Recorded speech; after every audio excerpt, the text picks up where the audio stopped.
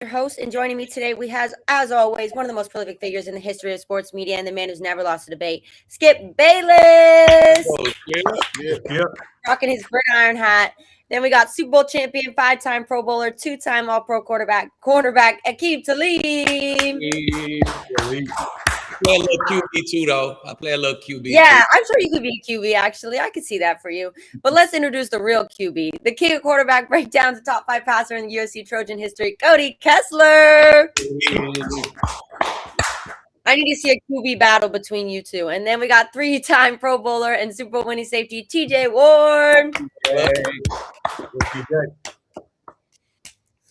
All right, boys, it has been a crazy week of free agency, so we're going to jump right into it because, wow, we got a lot to cover. We got Kyler Murray with the Vikings, Maxx Crosby not going to the Ravens, and Skip is probably pretty upset with his Cowboys. What's new on that end? But as always, this episode is presented by Underdog, and Underdog's available in most states, including Texas, California, and Florida. New customers get $75 in bonus entries when they play, just $5 to get started. Just use code GRID when you sign up and it'll load instantly. Underdog, make picks, win money, and use code GRID. So let's jump into the Kyler Murray because we were talking about this as this was going to be the steal of free agency. $1.3 million that they only have to pay for Kyler Murray. And he ended up with the Vikings. So Kyler actually grew up a Vikings fan, so I love this for him. Let's take a listen to what he had to say about it.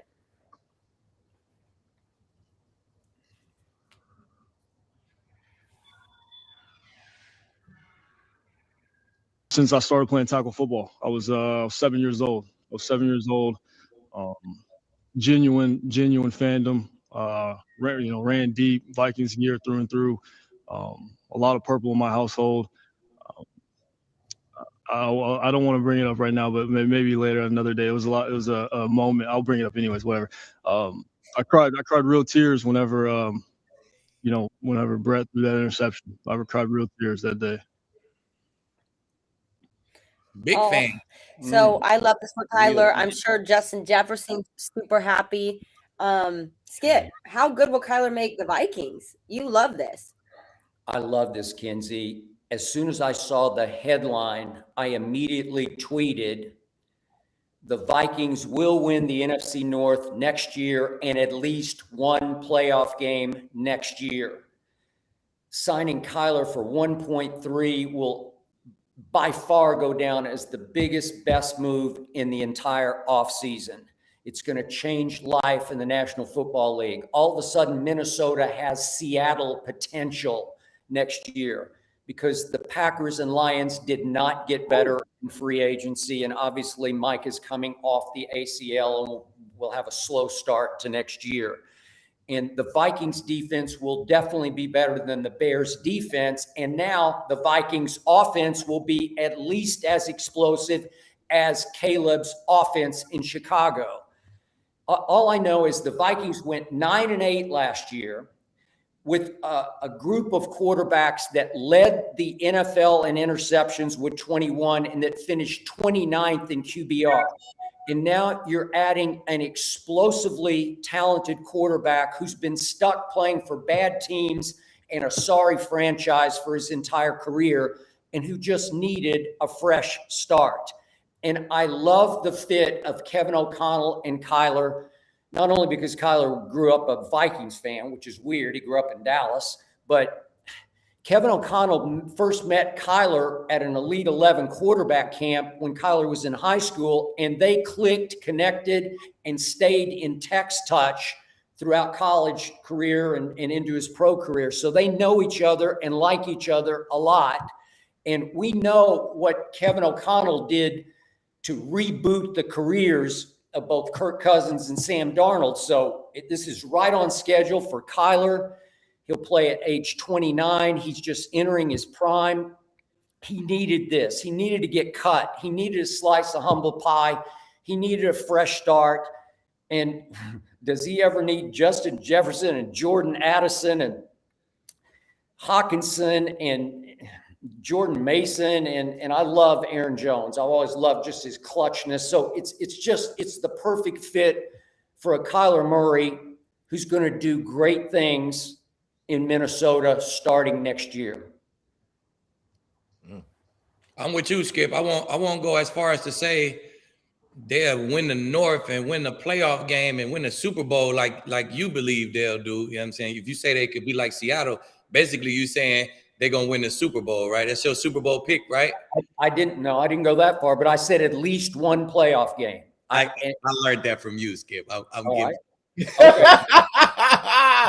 like, hey, you do be doing that, Lee. Well, that's what you saying, right?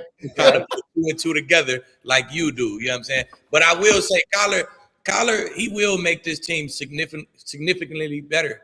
He's a major upgrade over what they had before, man. And he a veteran. He coming into a top defense, first of all. Yeah. He got a number 1 and a number 2 receiver, Jettas and Jordan Addison. When his line is healthy, they was a little banged up last year. When his line is healthy, they're a solid line, solid O-line, 2 good backs, Jones, Mason. So this will be the best team that he's played for. You know what I'm saying? So I think you put Kyler with the best team that he's ever played for, that team is immediately going to get better, man. And welcome to the Sean McVay, Shanahan system. Kevin O'Connell definitely runs that system, man. So this would be the best system that he's ever had in his life. So I think everything is looking up for Kyler. Everything is looking up for the Vikings. I think they'll definitely compete in the North. They damn near competed last year. They until did. the end. They was in the mix for a while until the end with JJ and whoever else at quarterback, because JJ was hurt every other week. So I mean, you get him barring injury from that O-line, everybody really, Kyler, everybody, if they stay healthy, they will definitely make some noise and compete in that tough NFC North. Yeah, I'm with you, Skip. Though I'm like, they could win the division. They could definitely win the division. Green Bay has regressed. They lost a lot of their talent, especially on defense. The Lions, who knows what they're up to and what they got going on right now. So you're really looking at the Vikings and the Bears. And the Vikings, they lost 4 games by 1 score last year, and that's with J.J. McCarthy and the backup quarterback. So you bring back that formidable wide receiving duo with Addison and Justin Jefferson. Justin Jefferson just 2 years ago was the best receiver in the league. He was just the best receiver in the league over Chase, over everyone else. So now you got a real guy to throw him the ball, a guy that's, accurate, can put the ball right on the money. He has an outlet with the tight end and Hawkinson and two pass catching running backs, Mason and Jones. So, man, that defense, top 5 in 2 categories and top 10 in all 3. So overall, that's what it's going to take to get these guys over the hump and deep in the playoffs and into the Super Bowl maybe. But, everything has to start with how well that defense plays, right? So, top 5 in overall yards given up, top 5 in passing defense. They got one of the best safeties, long in Smith, the hitman back there leading that secondary. Yep. Their linebackers have been playing well, very well for a long time now. So I'm looking for the Vikings to compete for that number 1 spot. You can't just give it to the Bears, even though the Bears did go, win the division last year and go 11-7 in the overall ratings. But man, shit. You just seen what the Vikings did, man. They got a quarterback now. Once you get a quarterback, all those things change to pair with that defense. Yeah, I agree with all you guys. If Kyler Murray can stay healthy, which has been a concern throughout his career, but if he can stay healthy, then I think he absolutely makes the Vikings better next year. And I think he makes them not only contenders in the NFC North, but also contenders in the NFC overall. This is a team that has a lot of pieces in place outside of quarterback to win right now. They have a solid defense. You guys talked about it. They were 3rd last year in total defense. They only gave up 19 points a game. What's important, too, is they're bringing back Brian Flores, who I think is one of the best defensive minds in the entire NFL. I love the scheme that he runs. It's important to have continuity with your coaching staff, and bringing back B-Flow on that side of the ball, I think is going to help them even elevate more as a defense next year. And then offensively, you guys talked about it too. They have one of the best wide receiver combos in the NFL with Jordan Addison and Justin Jefferson. They have TJ Hawkinson, who's had a couple injuries and he's getting up there in age, but he's still a very good player. And then you have a solid 1-2 punch in the backfield with Mason and Aaron Jones, who's a veteran back there. On top of that, you have a head coach in Kevin O'Connell, who's won a division in Minnesota. He's won Coach of the Year, and he's also won 43 games in the last 4 seasons while having multiple starting quarterbacks since 2022. Now, I know Kyler Murray has a different play style than the quarterbacks that O'Connell has coached before in the past. But Kevin O'Connell would not agree to sign Kyler Murray if he didn't think he could build an offense around him. I promise you, all Kevin O'Connell has been doing the last couple of weeks is watching Kyler Murray film and figuring out if he can be successful and win with him at quarterback. And I think he can, because that's what good play callers do. They find a way to put their quarterbacks in consistent, advantageous situations offensively. Now, it's up to the quarterback to execute, and that hasn't always been the case in Minnesota, but he's going to adapt his offense to the talent that he has, specifically at the quarterback position, and help them get better. And I think he can do that with Kyler Murray. I really think, too, I know he's had some injuries, but the talent that Kyler Murray has, both as a runner and as a thrower, will unlock a little bit more of Kevin O'Connell's offense. I think it will allow him to be more creative and take that next step within the McVay and Shanahan scheme and really advance this offense while you have an athletic quarterback back there, running this offense. So I'm excited to see what they do. With that being said, I do think it's important to note, though, it is a 1-year, $1.3 million deal. That isn't like they made a blockbuster trade for Kyler Murray or sign him to a long-term extension. So there will be a quarterback competition. J.J. McCarthy is still very well in this. I don't know what the future looks like for him. Obviously, Kyler Murray is going to be the front runner, but I think they're going to let the two guys go at it this offseason, and then Kevin O'Connell is going to make a decision on who's going to give them the best chance to win in the fall. Yeah, Cody, could you see them trading JJ even before the draft, trying to get another pick? They could. Obviously, everything's on the table right now when you make a move like this. But at the same time, Skip, he's only going into his third year. He's only started 10 games. I don't know if they're ready to give up on him just yet. I think this is a situation where they're hoping one of two things happens for J.J. McCarthy, or they expect one of two things to happen. Is one, he goes in there and it lights a fire under his ass and he competes and it maybe brings the best out of him and you get the iron sharpen iron factor. Or two, the opposite of that is he regresses and he looks at it in a negative standpoint and thinks that the organization has given up on him. And then they see the writing on the wall. They try to trade him either this year or next year, or figure something else out in the future. But yeah, it's a statement, obviously, to bring in Kyler Murray. That's going to affect the mentality of your quarterback that you just drafted 2 years ago in the first round. But everything's on the table right now, Skip. Yeah, I could see Jim Harbaugh wanting to reunite with JJ maybe and wanting to try to groom him and keep him for the next 2-3 years. So let me just say this about Kyler. I'm a big fan, but I was always a big fan of his going back to his high school days in the Dallas-Fort Worth area. He's a very special athlete, very rare, because I remind everybody, Kyler got drafted 9th overall to play baseball for the Oakland A's. 9th overall. That's never happened before, that you had 1st overall in the NFL draft, 9th overall in the baseball draft. And I know he's a smaller man at 5'10", but he's put together, weighs 207, 208 in that range. And he can be very clutch and transcendent athletically. And sometimes it's gotten him in trouble. Aqib always talks about if you're running quarterback, you're just going to run into injuries. And he has missed, what is it, Cody? I think it's 24 games over the last 4 years. Yeah. I think Kevin O'Connell will try to fix that. We'll try to mature him into a quarterback who picks his spots to take off more than he used to playing for bad teams when he felt like he had to do too much, right? And that's the important part of that, Skip, is you have the weapons to where you can just be a facilitator. I don't need you to take off and run, for 50 to 100 yards every single game. Just get the ball to JJ in the flat or to Justin Jefferson. Get the ball to Addison on an end cut. Get the ball to Jones out of the backfield. Get Hawkinson on a couple sit routes or a bender over against cover 2 instead of you having to use your leg, which will obviously help him protect himself. Yeah, and he will know when to use his legs. Now, you get better at that kind of stuff as you get older, man. You learn from experience. So he's still going to use his legs on third down. He's still going to use his legs at the end of games and in the red zone. That's part of his game. That's part of what makes him dangerous. So he still can run. He's still capable of doing it.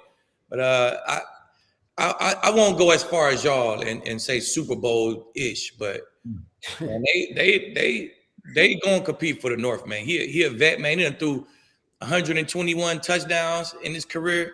Yep. Man, he got damn near 40 wins in his career. Like he very capable, man. 15 13 to 14, 15 game-winning drives in his career. Like, he very capable, man. So I don't even think it's a competition when he get there, man. They bring in to be the guy, and that's clear as day.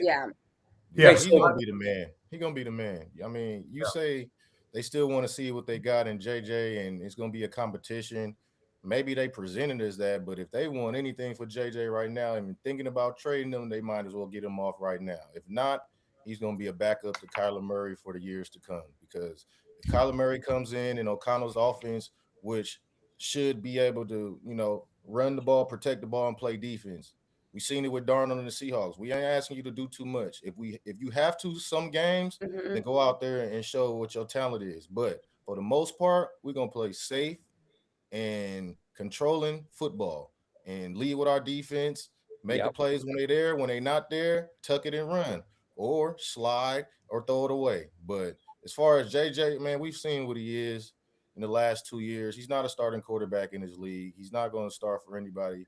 And if I was an opposing team, I wouldn't trade for him. So, like, why would you? Like Cody said, he's been in the league 3 years. He started 10 games, and we really haven't seen much. So, what I'm going, you know what I'm saying? But I'm gonna get a 7th-round pick for him, or you feel me? Yeah, you might as well probably a 7th-round pick to see if he can develop somewhere else. But see, I push back on that a little bit, though. And obviously I'm a former quarterback, so I'm gonna hope to see these guys be successful, and I'd love for every quarterback to get a chance to develop. But he's only played 10 games. He's only had 10 starts, and he was hurt his entire first year with a knee injury. So he didn't get to progress and get the on-field work at practice and all those reps that you hope that he would get. Now, the problem for JJ, and why I agree with you guys with bringing in Kyler Murray, why he will most likely be the starter, is because you guys know it doesn't matter what year you are. This is a results-based business. And he didn't have the luxury of going to a team that was in a rebuild, and you're going to have some time to get better, and hopefully we can get the pieces around you so you have some built-in excuses. The Vikings have a win-now roster. They won 14 games the year before with Sam Darnold. They had a significant drop-off this year at the quarterback play. That's just a tough reality of the situation. And even as a rookie on a contract, you'd love to see them allow him to develop. They obviously fired their GM who drafted him too. I think that played a major role in a lot of this. But at the end of the day, it's a results-based business. And if he's not getting the job done, they can't afford to waste this Super Bowl window with the talent that they have. Yeah, and to your point, it's not like he came into the Jets or a terrible organization and a terrible offensive coordinator. He coming in with a polished offensive-minded head coach, an offense tailored to make him better. And you haven't progressed in the 2 years into injury, but availability is your best ability. Yeah, look, JJ did have a really good game, unfortunately, at Dallas on a Sunday night against my Cowboys, and he had a really good game. Maybe his best game of last year was at Detroit, and they beat the Lions when the Lions were still regarded as a contender. But in the end, I look at Kevin O'Connell, and Cody, correct me if I'm wrong, but I don't know a better quarterback. I don't want to say whisperer, maker, maybe he's just fun to play for. He's however good you can be, he'll figure out how to get the best out of you, because he did it with Kirk Cousins and he did it with Sam Darnold. And he refurbished their careers. He resurrected their careers, and Kyler's just perfect for him. Yeah, and to that point, the reason I do give JJ a little leeway in this situation is Kirk Cousins was a veteran. He is on his second team. You had Sam Darnold, who'd been with multiple teams, so this wasn't his first stop. JJ's still only in year 2. Those guys were a lot more advanced, but at the same time, like I said, it doesn't matter. At the end of the day, either you're a rookie, you're a second-year player, or you're a 10th-year player. If you're not getting the job done on the field, the organization has a responsibility for the other 52 guys on the roster, that they have to put them in a position to win. They can't just cater to a quarterback's development as much as they would like to because they spend a top 10 draft pick on them. You still got to worry about the rest of the team and put them in a position to win games. And obviously there's been a lot of frustration on that roster with the quarterback play. Yeah. So that was a major story this week. It was another major story this week. Them Ravens, they rescinded this trade on Maxx Crosby. That was one of the craziest situations I've seen in football. But let me tell you what happened, Skip. Okay. This is what happened, Skip. All right. Tell me. So free agency starts, right? Trey Hendrickson, he sees, bam, Daniil Hunter get 40 million. Okay, he set the mark. My number is 40 million. Yeah. He put it out there. His agent then put it out there. He won't somewhere up by 40 million. He feel like he's the number one free agent edge guy out there. He wants 40 million. The Ravens, they like Crosby, they like Hendrickson, but they don't like the 40 million number. So they go ahead and they trade for Crosby. Let's go on the limb. We'll take Crosby. We got a pretty solid team. We need some O-linemen. It'll be some free agents out there. We know we need some O-linemen, but we need a pass rusher. Let's go get Crosby. Let's go on the limb and give up our picks, right? Boom, they trade for Crosby. Then a day or two go by, and Hendrickson, nobody's willing to pay that 40. So after that first day of free agency, that number comes down. Now the word is spreading that Hendrickson number is 30. So now the Ravens like, oh shit, we get Hendrickson for the 30. Let's get on the line with him. They get on the line with him. He's interested. They interested. Man, they can get Hendrickson for the 30 and keep their first round picks. Man, they rescind the trade. They go ahead and go with Hendrickson. Man, I think it's a great idea. It's a great business move, if you ask me. It's never any feelings in this football shit. You know what I'm saying? They got days to figure out exactly how they want to go about it. That number came down. They got one of the guys who they wanted. They checked the box, and now they can get an O-lineman with that 14th pick and a second round, that 45th pick. They can go a tackle and a guard. You can get a pretty good guard second round at number 45. So I feel like, man, they did what was best for the team, and it's definitely going to make the Baltimore Ravens better, man, because Trey Hendrickson is not a slouch either. No, and so you think the failed physical didn't have anything to do with it, or you don't even think he failed his physical? I think, man, anybody can pass you on a physical when you're coming off a meniscus repair, or they can fail you on a physical. They can do whatever they want. You know what I'm saying? So he's a couple months or a month or two or whatever out of surgery. It's not going to look like it's healed. You know what I'm saying? So come on, man. Doc Alatros did it from LA, man. That knee finna be just fine. He one of the best doctors in the world. He did my high ankle sprain surgery, and it felt like it never happened. I shook back in 10 weeks and was perfectly fine. So he got a great doctor, did his surgery, and that's just smoke and mirrors, man. They did it because they wanted to keep them picks, and they wanted an edge rusher. They went the route that keep their picks and their edge rusher. Simple as that. Yeah. I mean, look, that's exactly what I had as well, man. That price came down on Hendrickson as them first 2 days of free agency went. They said we could get him at a lower price. It was 35 to 40 at first, 30. They end up getting him from around 28 million per year. So when you make a trade for a guy giving up your 2 first round picks back-to-back years, that's a lot.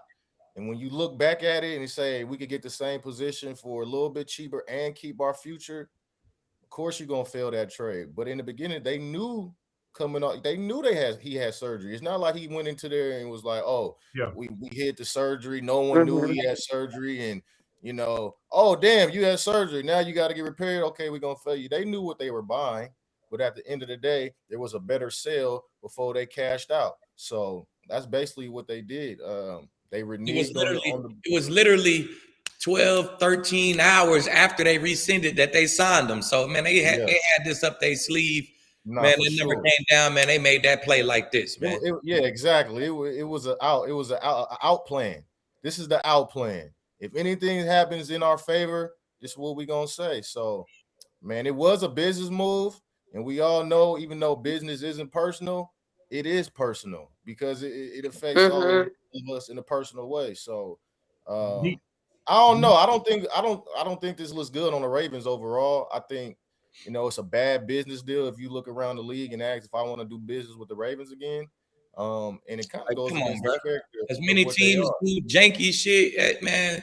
Come on, bro. It is. The Rams got me and MP out of there way crazy, and because they did it, what they do, they had Ramsey up their sleeve, got us up and put you on IR, get you up out of here, trade you, real sneaky. Nobody don't want to work with the Rams? Ramsey sure went right to the Rams and worked with them. Hey, man, look, This is I'm big. talking about other teams. I ain't talking about players. Of course, we're gonna go with the bag, right? Of course. I mean, Yeah. that's all I'm we talking worried about about. other teams. If I'm a GM and I go make a deal with you, and I got my future in line with this deal, and you renege on it, it's like, hey man, that's like we gambling. You renege on some shit. It's like, bro, I ain't gambling with this you ain't no even more. the first time the Ravens done this, man. They signed Oh, Grant. they've done it in the few years. Crabtree got cut. Oh shit, we know we want an explosive offensive player. We signed Ryan Grant. Crabtree get cut. Oh shit, his physical bad. Get him up out of there. Let's go get Crabtree. And people still doing business with him now. They make plenty of trades. I don't know how many big trades deals they've had, but yeah. Man, them owners know what time it is, man. This is business, y'all boys. Did you hear what DaCosta, their GM, said? They asked him about it and said, is this going to affect other teams wanting to do trades or work with you in the future? He said, my phone still hasn't stopped ringing. So you're wrong. He's jumping, bro. I'm going. Yeah. Phone still going crazy. They know this just business, man. Before I go, do you guys think though, because speaking of their GM, DaCosta did say that they had a plan to where they wanted to get Hendrickson and Crosby at the same time. Do you think that was ever in play, or he just saying that for? I think that's cap. They don't even got that kind of paper to do that. I don't think so. Man, I think do you believe DaCosta trying to clear his tracks a little bit? He just said that Lamar was going to be involved in hiring the head coach. Lamar had nothing to do with that. I don't believe a word come out Costa mouth, if you ask me. So yeah. Well, no, I agree with you guys. This was, obviously it's because he failed his physical, but there was no surprises with that. This was a well-documented injury. Maxx Crosby was on multiple injury reports last year. This wasn't a situation where it felt like, the Raiders and Crosby were just trying to keep it secret and hoping that the Ravens weren't going to find out about this knee injury and the physical. That they, obviously had the surgery back in January, and he was on track for his recovery process. But that's where this thing really got interesting for me. That was the most intriguing part, was that you have the Ravens saying or reportedly saying that they weren't comfortable with the recovery process and they thought that there may be some lasting effects in the future. But then right after that, you have Maxx Crosby's team and his doctors and his agents come out and say he's actually ahead of schedule with his recovery process. He should be back in the offseason. And realistically, they think that he can get right back to being that dominant player that he's been for the last 7 seasons going into 2026. So obviously someone's lying. I do think what Aqib said, though, does carry some weight, and it could be the truth in this entire situation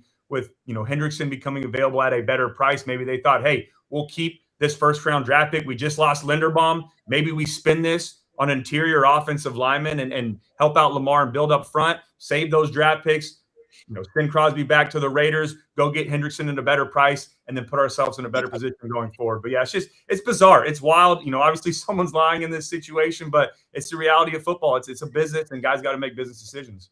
Yeah. And I mean, that meniscus, it can be tricky. I had 2 meniscuses in back-to-back years. So I know the difficulties in recovering, but as long as you don't rush your recovery, you'll be all right. When you try to rush it, that's when it gets worse. Because at the end of the day, it's the cartilage in your knee. That's what a meniscus is.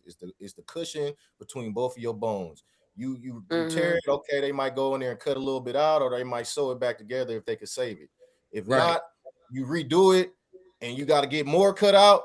That's just more cushion gone until it's bone on bone, right? So once I had my meniscus, I hurried back from the first one.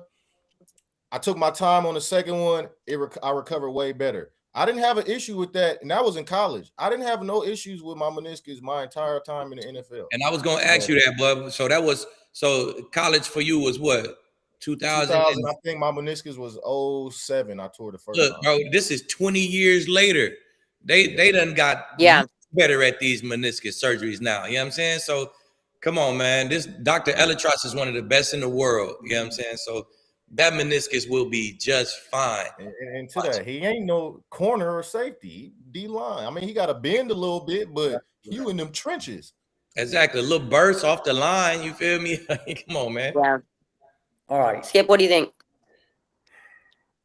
Look, I obviously didn't play as you guys did in the National Football League, but I still run long distance on concrete, and I've had 3 meniscus repairs.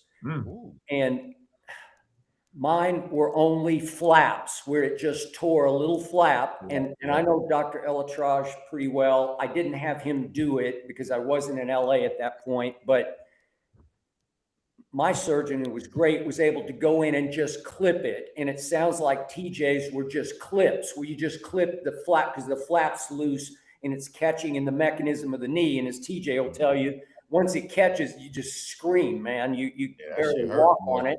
But once he goes in with the arthroscope and just clips off a piece and leaves you enough cushion that you're not getting bone on bone, you can listen. Off my 3, I was running on concrete within 2 weeks of each of the surgeries. That's how fast I bounced back. But remember back in the day, Russell Westbrook and the Patrick Beverly play where Patrick tried to take the ball out of his hands and Russell tore his meniscus. He tore it all the way through where it ruptured, where you had to, as TJ said, you have to go in and stitch it up.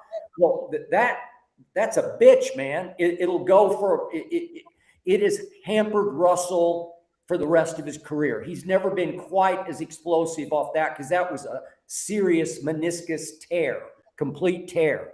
So I don't know Max's, I haven't seen the MRI. I don't know what it was. And I got to believe there was a little concern, but probably only a little concern. And now I want to address what you guys brought up about Trey Hendrickson.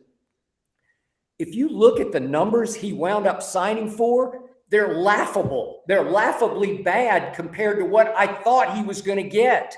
Because I told you guys, he's a little better pass rusher than Maxx Crosby, just a little better. He's not the football player Maxx is. He's not the run stopper. He's not the tackle for loss guy. He doesn't play nearly as physically as Maxx does, but he can really, really get to the passer. Well, the irony was he's also coming off some kind of a core surgery that I don't know the details of. But as both Aqib and TJ point out, early on in the process, starting on Monday, it became painfully clear nobody was jumping to give him $40 million a year like Danielle Hunter had just gotten to stay with the Texans. And all of a sudden, I'm looking at his final numbers that he got from the Ravens for $28 million annual. So think about this. Micah got $47 million annually from the Packers, $47 million, and the Ravens got Trey Hendrickson for $28 a year. And look at the guaranteed money. Micah got $120 to $60 for Trey. And Micah's signing bonus was $44 million to $20 for Trey Hendrickson. Now, obviously, Trey is 5 years older than Micah, but I think he's got a couple of good years of high quality sack artistry left in him. And his price went down so much that he was offered $33 million annually from the Bengals, and he turned that down to go into free agency. Obviously, it was less guaranteed, but he wanted at least $35 million.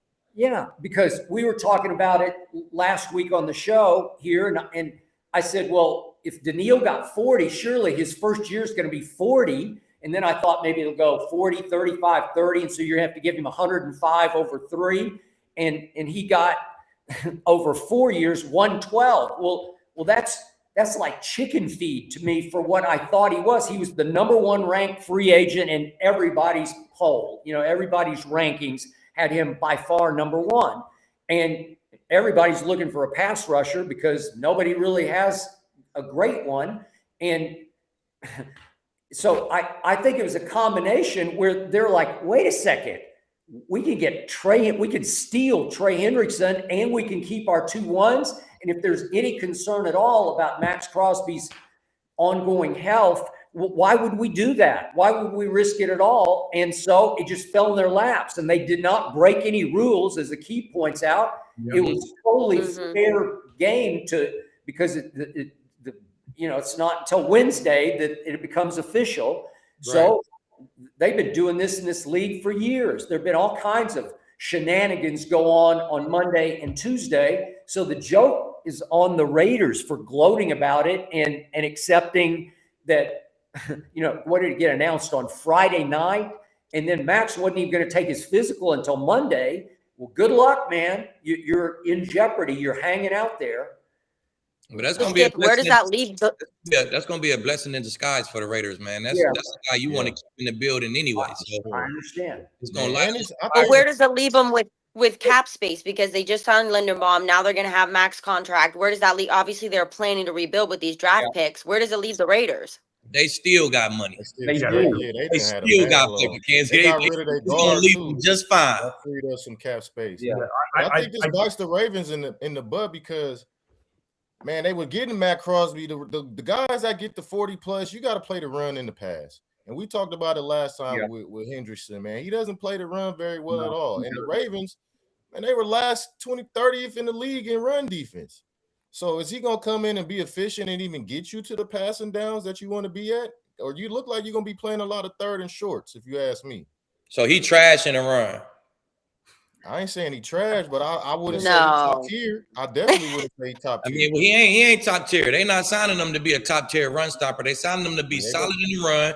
We got Matabuke. We got our linebacker. We got Roquan Smith. We got guys who he ain't no. I mean, look, they had Roquan Smith last year, and they were still 30. Yeah, they ain't had Matabuke right in the middle last year. He missed the whole season with that neck. That's their run stopping guy right there.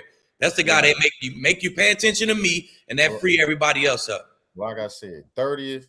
You better be climbing. They better be coming in because you're gonna have a lot of third and short. And then just a scheme gonna be better too. You know what I'm saying? Jesse Minter's scheme itself gonna do better at stopping the run. Do you have the Ravens winning the AFC North this year? I do. I mean, I do right now, and I'll be able to stamp that in March. If Lamar there day one, I'm stamping that for sure. We know you're waiting for that. Yeah. All right, I agree with Skip though. I think Trey was like the price went down on him, and they stole it. They said buy Max. They blamed it on the physical, but yeah, they didn't do anything wrong. Yeah. Skip, go ahead. Aqib, I remind you, you picked the Bengals to win the Super Bowl last year, and you're completely out on them now. Yeah, I mean, the Bengals have made some move in offseason. I like what they're doing. I think they haven't gotten any crazy star guys, but they spent $100 million on defense right now. They're making moves. They're filling all the holes. I'm excited to see what the Bengals do. They only need to be a little bit better on defense with Joe Burrow. I think they still compete. I think it'll be the Ravens and Baltimore both in the playoffs out of the North. Man, I like Pittsburgh too. I mean, look, it's gonna be a tough division as always. Pittsburgh got to get a quarterback first, man. I think they're gonna get Rodgers back. I think they're gonna get A-Rod back. Yeah, if they get A-Rod back, then I think that'd be similar to what they was last year. You know? Yeah. All right, so yeah, there's some moves in the AFC North. Now let's talk about a team who was supposed to make some moves, and unfortunately for Skip, didn't really make the moves that he was talking about making. So I want to play the clip of Jerry Jones saying that he was going to spend some money in free agency. Let's play this.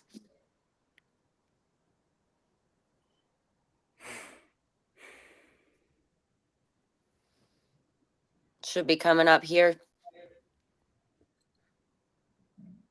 Jerry? Jerry, you there? First time ever Jerry couldn't speak, right? Oh, here we go. We got him. Excited about doing everything we can now to really have a better record than we had this year, a better team than we had last year.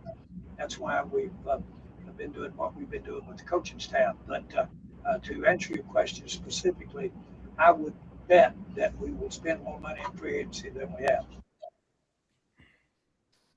I would bet. Well, if he's a betting man, he's going to lose some money because let's look at what they actually did in free agency. I'm going to pull up their contracts that they signed just so we can see it on the screen and talk through them because I'm sorry, Skip. I already know you're about to go off. I'm going to give you that opportunity. But right now we have safety Jalen Thompson. Then we've got Kobe Durant, cornerback. We've got Sam Williams. We got Otito Ogbonia. We got PJ Locke and Sam Howell. These are 1 year deals, 1 year deal, only one 3-year deal.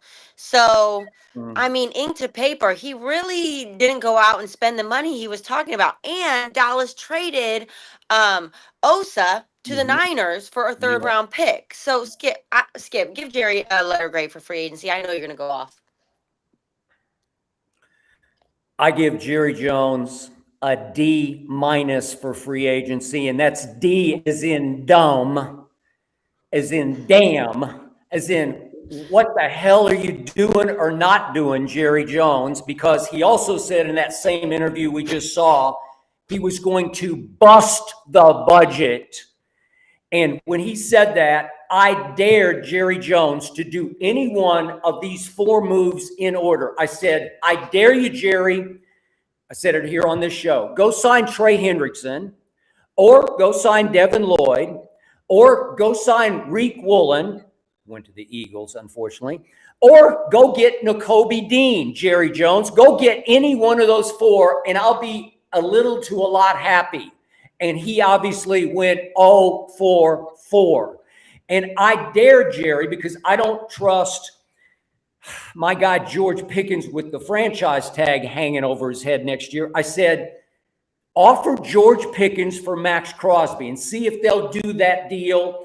And you can go, Jerry, sign Romeo Doubs, who got a chunk of money to go to New England. He'll be very good in New England. I think he would have been very good in Dallas. Nope, nope, and nope.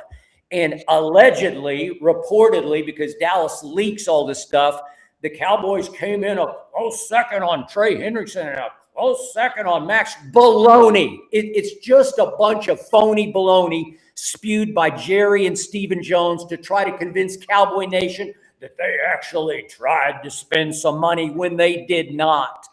So all I know is that we went from high motor Maxx Crosby to very low motor Rashawn Gary. We gave a 4th-round pick for a classic underachiever who was about to get cut by the Packers. We gave a 4th for him when we could have given a 5th or a 6th and gotten him, because he makes $20 million.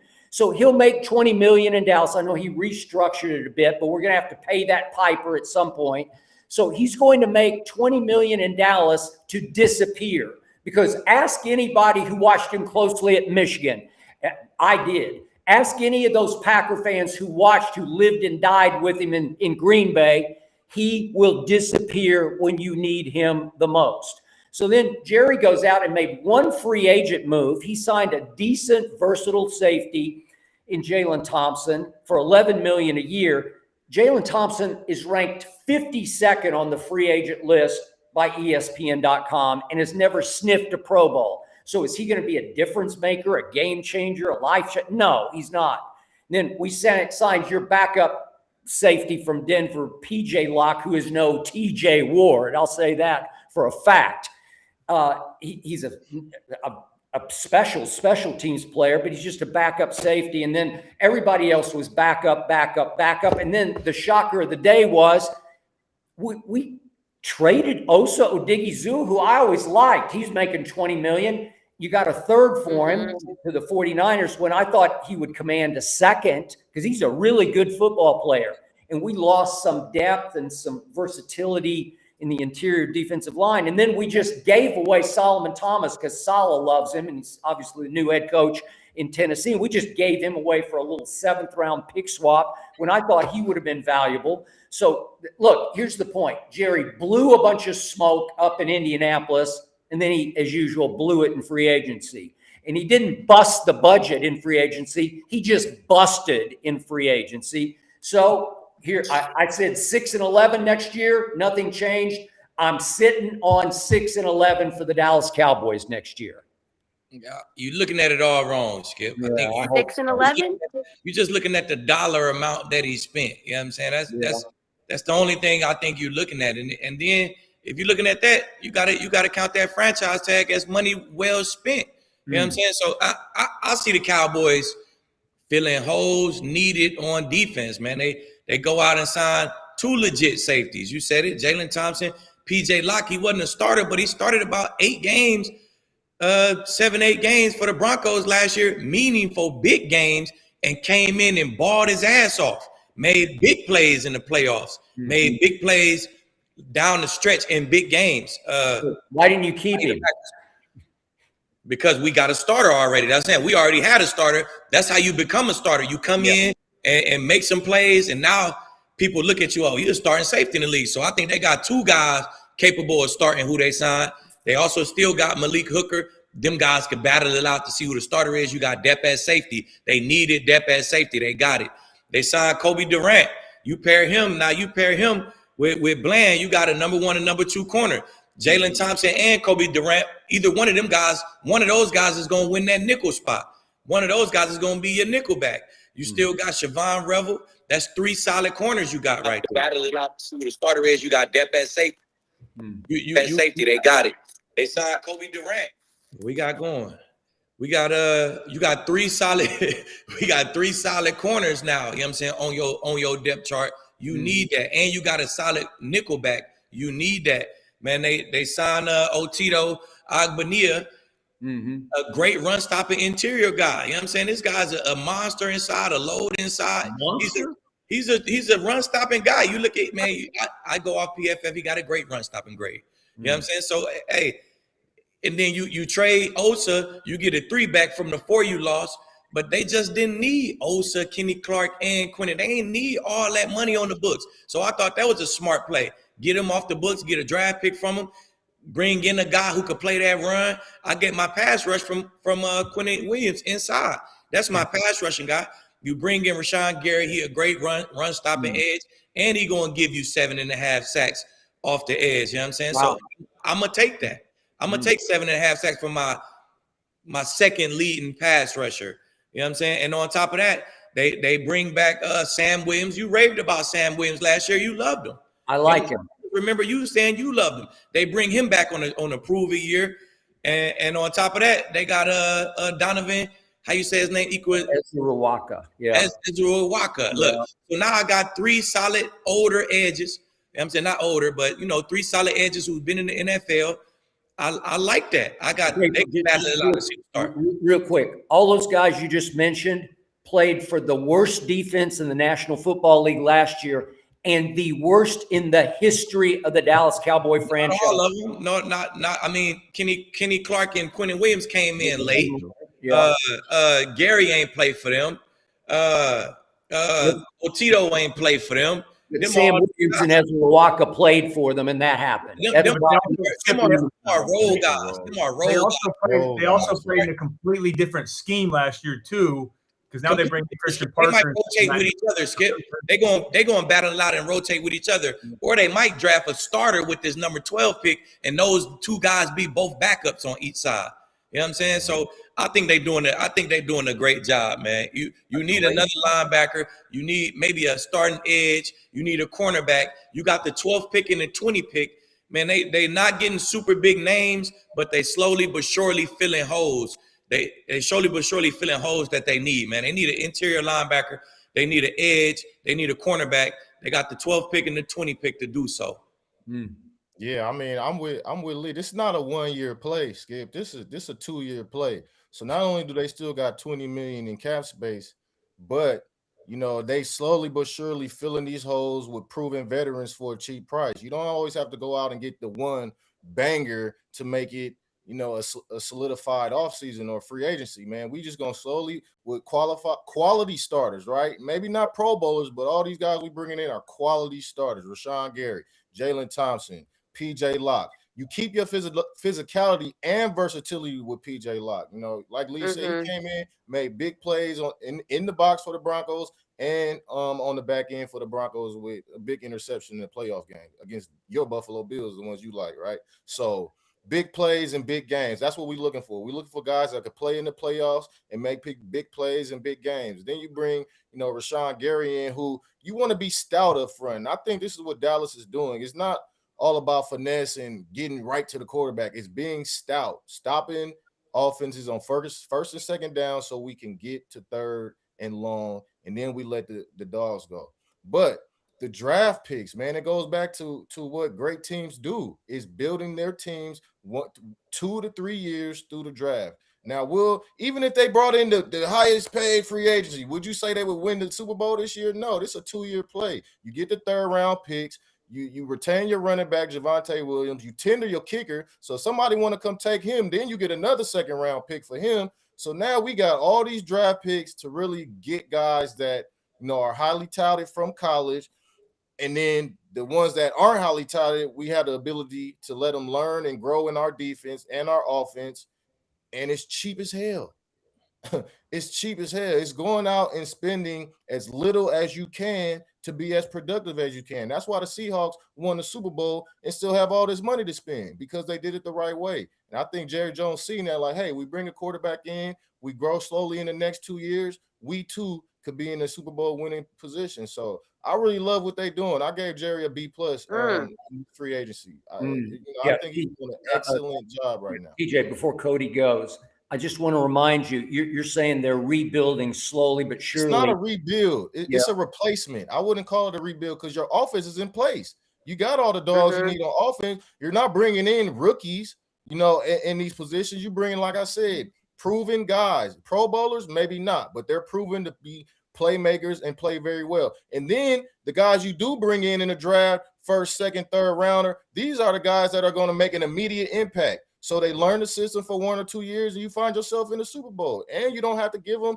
the second contract money. They all living off that first contract. It's the NFL right now is to go as far as you can with your best players on their first contract, so you don't have to pay them until your second contract. If you want to keep them, you retain them. If not, you let them go, and you do that same shit over and over again. Yeah, I just remind you that Jerry Jones is 83, and he says he's going to win multiple Super Bowls before he expires. So he better get busy. Expire. Jerry expires. Oh, yeah. What else do you want him to say? You want him to say Jerry got billions. there's no hope. You gotta talk big. Man, before you go, Cody, my grade, I give him a nice B. I give him a solid B. I think at the end of the day, when the draft is over, we're gonna look at that projected starting lineup for offense and defense, and we're gonna be real happy with it. You're gonna be happy with it too, Skip. I love that sign. Aqib, I wish I'd had you as my professor at Vanderbilt with that solid, nice B. You would have wanted me too, because I also gave him a B. Oh, great. You're right. We know that though, Cody. Cody, we know you gotta be on the books. Yeah. That's as low I've never seen you give a C. As low as I go. Maybe if you got a C+, you're failing. But I think what's important in this situation, Skip, is if last year the Cowboys had a middle of the pack defense, then maybe going out and breaking the bank for one player could have got them over the hump. But the reality is they had one of the worst defensive years statistically in franchise history. So they had multiple gaps that they had to fill. They had to address the secondary. They had to address the safety position, the corner position. They had to address the front seven. They had to add more pieces so that they could see improvement up front with their defense instead of just getting a guy like Maxx Crosby, which I'm sure a lot of Cowboys fans would have wanted, but then you can't address other positional needs. And on top of that, you have 2 first-round picks in this year's draft. You can go out and get 2 very good players on defense in this draft and then build throughout the rest of the draft and hopefully in the future as well. But I look at it like this overall. Offensively, they had one of the best offenses in the NFL last year, so they didn't really need to add much to it. They were just more focused on retention. They had to retain their key players. They did just that. They signed Javonte Williams to a 3-year deal, who I love, who I think makes life a lot easier for Dak Prescott when he can turn around and give it to Williams for 4 or 5 yards a pop. They also franchise tagged George Pickens. Now, obviously, they would love to get a long-term deal done with him, but right now, at least they have control over his future. And if a team wants to come get him, then they got to spend 2 first-round picks to do so, which I think is also very important. And then they also restructured Terrence Steele, who's an offensive lineman. I think was another good move that they made. I know he's not a high-end guy, but at the same time, they opened up more cap space, which they needed to do. So offensively, they're set. They're good to go. Defensively, like I said, they didn't make any huge franchise-altering moves, but I really do like Rashawn Gary for a 4th-round draft pick. The reason I like it is because, A, he's going to be consistent. I know he's not a double-digit sack guy, but he'll give you 7 to 9 sacks a year consistently, give you some production off the edge. But I do think the way that they reworked his contract was important because that opened up $14 million in 2026 for cap space. If they do want to make some more moves, I actually really do like, too, the Jalen Thompson signing at safety. I know, Skip, you're not very high on him, but he can do multiple things in the back end. You can move him in different spots. Aqib said it. He can play nickel as well. He can cover a tight end in the slot or cover a slot receiver. He had just under 100 tackles each of the last 2 seasons. So the productivity is there for Jalen Thompson. And then we talked about the trade of Oso Odighizuwa. I know they signed him to a 4-year deal just last season, so that was a bit of a shock. They also got rid of Solomon Thomas. But when you bring in a guy like Quinnen Williams, when you bring in a guy like Kenny Clark, there's a reason to move on from Odighizuwa, get a 3rd-round pick back for him, maybe get another guy in the draft that can help build this defense. So, yeah, I give him a B, Skip. I think you have to look at it in totality. You can't just look at, okay, did they make a big move? What money did they spend? Are they addressing positional needs that they need to address? And I think they've done that. Okay, so here's the bottom line about my man, Jerry Jones. He just builds through the draft. He'll blow a lot of smoke ahead of free agency, but it's just smoke and mirrors. But Jerry wants to build through the draft because it's his calling card, and it appeals to and feeds his football ego, because Jerry has final say on all the top draft picks, first, second round. And Jerry, when they hit, as they did for about a decade, they had a high success rate. He can go brag to his buddies at lunch or dinner about, yeah, I knew he could play, and I pulled the trigger on him. And it's all about Jerry's ego.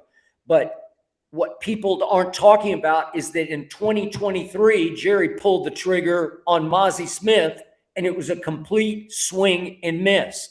And in 2024, I said it on draft night because I know his game. I'm afraid that Tyler Guyton, their left tackle, is going to turn into a bust because he's struggled and struggled and struggled. He's lost his job repeatedly.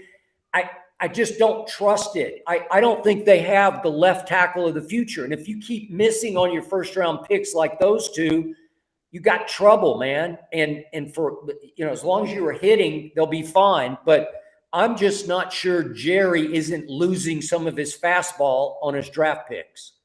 Man, Skip, who do you want in this year's draft? You're not going to bat 1,000 though, Skip. You're going to have some.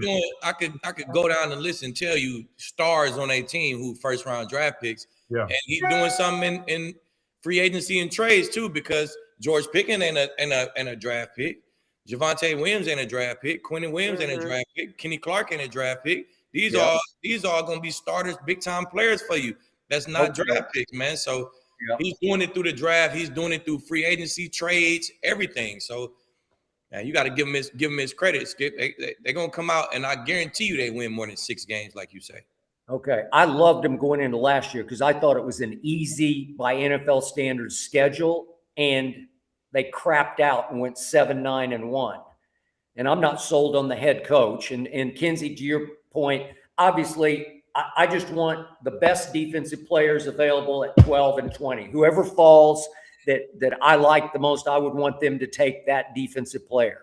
Yep. Yeah, both picks. I mean, I would argue building your defense back is just as important as getting a quarterback. So if Minnesota go 9-8 and win the division and be a Super Bowl favorite, I think Dallas can too with restructuring that defense. Yeah, and another big factor in this is Christian Parker, who's their new defensive coordinator. I guarantee you he had some input. Maybe not every guy was a guy that he thought could play in their scheme. Now, I know he said he's going to adapt the scheme to the players he has, but he wants to build guys that he knows, or get guys that are more so positionless players they can build their defense around. So yeah, I think that played a factor as well. Instead of going out and making a splash move for one guy, he had to get other pieces around on that defense. Okay, so Cody, how much should I trust a 34-year-old new defensive coordinator who's never called a defense in his life? I like his pedigree. I like where he's been, but man, that is scary to me. But what's important with that, Skip, and this goes for both sides of the ball with the coordinator. The first thing that you have to do when you have never called plays before, when you don't have film for a coaching staff to watch or an owner to watch, you've got to crush these interviews. You've got to have a great plan in place to get that team to buy into you. Also, another thing that's important is that even though he's never called plays, he's also learned under Vance Joseph and Vic Fangio, two of the best defensive coordinators in the NFL. He can pick and pull from that scheme to create his own. I loved his press conference. He said, we're going to run a 3-4, but there's also going to be some 4-3 tendencies. We're going to run a 4-2-5 when we get to our nickel defense. We're going to adapt our defense to our players, and we're going to get guys in here that I know can fit in this scheme and go make plays. So everything that he's been saying, everything that he's done in his career, I think is important. Also with the Eagles, look at that secondary. He was their DB coach. He developed Quinyon Mitchell. He developed Cooper DeJean. He's developed the guys in the secondary. Now, I know those were guys that were talented players, and his job a lot easier, but at the same time, there's a big jump from college to the NFL. You've got to have a coach that can help you develop. I think Christian Parker's absolutely earned the right to be, or given a shot in Dallas to be a high-end defensive coordinator. Trust it or don't trust it, Skip, it's happened before.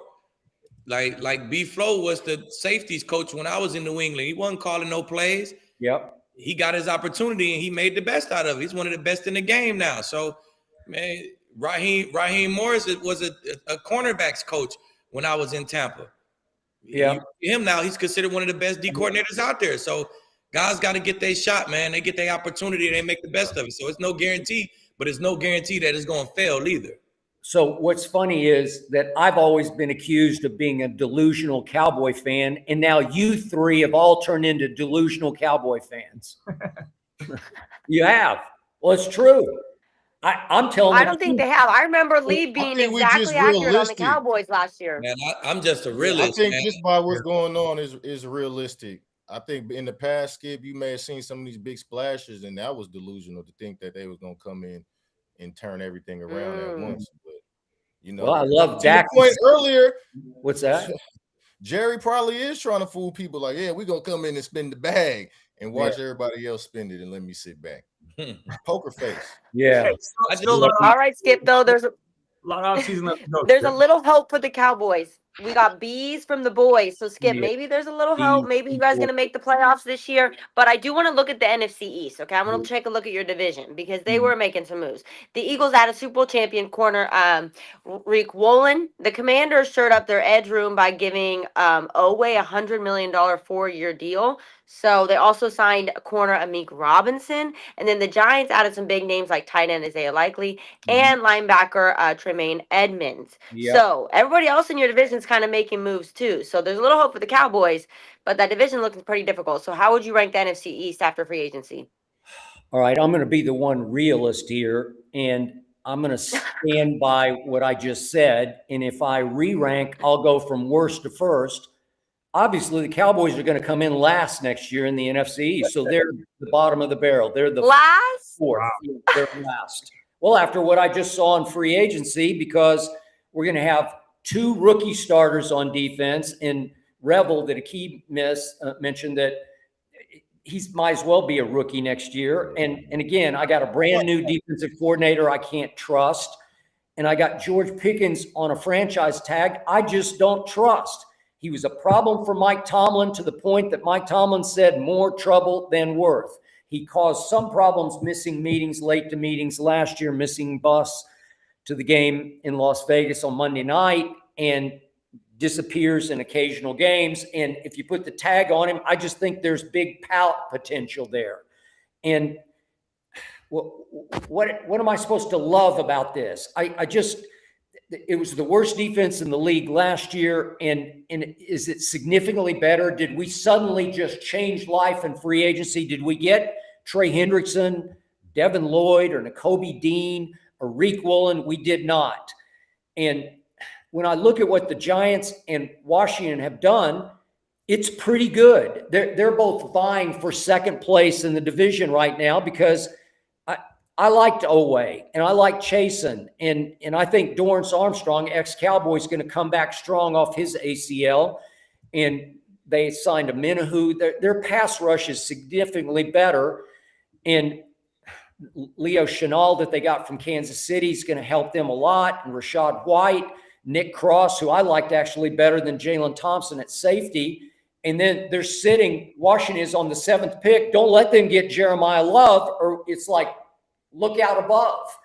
And the Giants, I like Tremaine Edwards. They got a quarterback on defense to go in with that front 7. And I like Likely. I just like, he's a big play guy who has real flair to and charisma that I liked. And Calvin Austin will help them. And they got a real coach now in John Harbaugh.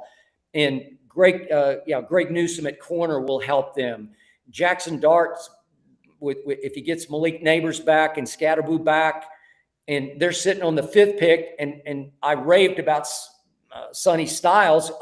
They're going to take Sonny Styles. Just watch. Another edge rusher in New York? What's that?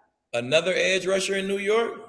Well, he's just a linebacker. He's more of a every down linebacker than an edge rusher. So he's just a smart, overall solid football player. He's an athlete with brains, and he's going to help their defense as an outside backer.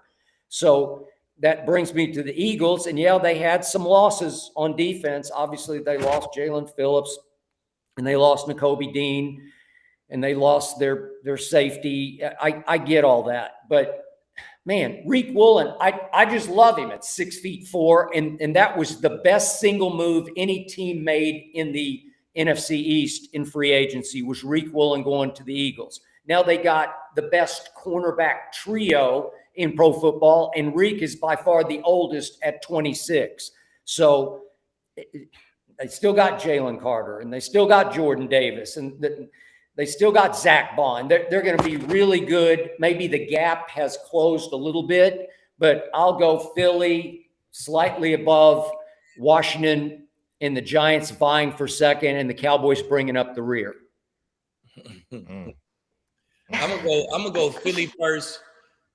I love that Reek Woolen move. Now Cooper DeJean can get in the slot and stay in the slot where he's just at. You lose Nakobe Dean, but you got Jahad Campbell right there. You know what I'm saying? That's plug and play. Yeah. So I say they first, man. We talked about the Cowboys. I say the Cowboys second. The Cowboys will finish second. They'll compete. That'll be the competition for the NFC East right there. The Cowboys and the Eagles. Then you got the Giants. Then you got the Commanders. I don't know what they're gonna do. I don't think they'll go to the playoffs. I don't think they'll be in the race this year. TJ? You know what? I really, really like what the Giants did. I got the Giants as the best free agency out there, NFC East, man. Isaiah Likely, proven tight end, big play tight end. Young quarterback always needs a tight end like that. It's going to help the run game. He can block as well. We only really seen half of his capability in Baltimore because he was splitting time with the other guy. But Tremaine Edwards, he solidifies the middle of that defense to go along with, that defensive line. Dexter Lawrence in the middle, and my dog Roy Robertson Harris, who is underrated, big guy in that middle to help stop the run. And then them bookends, you got Thibodeau's and Burns. So, and in the safety position that they have, man, they got my guy from Oregon, Javon Holland. They bring in Darius Washington from Baltimore, which is another good player and don't have to break the bank for him. They got good young corners in the Adebo. And then I think this is probably a very underrated pick is Patrick Ricard. When you have him and Cam coming at you in that run game, it's going to be very physical once Cam gets back. And I think they'll probably get another running back in the draft. But, man, I love what Harbaugh is doing with the Giants right now. He's bringing in the toughness, physicality. Don't have to put everything on my young quarterback. Let's make him really efficient, and let's not get him hurt, because he has a tendency not to want to protect himself and go out there and do reckless things. But I got them number one overall. Then I got, your Cowboys, Skip. I got your Cowboys, too. We just talked about what they did slowly but surely, but not too slow. They're creating space in that draft, and they still have cap room to make plays, and they're loading up on that defense with a bunch of quality players. And then third, I got the Commanders. And why I got the Commanders third is although Odafe Owe is a great player, man, spending $100 million on a guy that wasn't double-digit sacks last year is just something. I look at Washington history of spending a lot of money on players that end up busting, and I just don't trust their ability in free agency. You mentioned, Aqib Robertson. He had a meek season with Detroit last year. Kind of got thrown all over the place in that man coverage. And, they losing Marshawn Lattimore and Jonathan Jones, who weren't great. So I got them at 3. They retained Jeremy Chin, who was a great player as well as safety.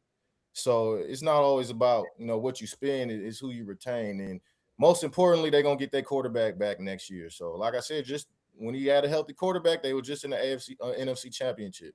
But that $100 million, man, you spend $100 million on one player, I question it a little bit when they not a Crosby type player. And then Philly, I got Philly last because, they lost Jaden Phillips, who was pass rusher. He wasn't great last year, but he was still a threat. Nakobe Dean was solid on the inside. Reed Blankenship, who was a vital player for them at safety position. Sometimes the safety position we get overlooked, but, he made a lot of that defense capable for being as versatile as he was. And Tariq Woolen, man, I like Tariq Woolen.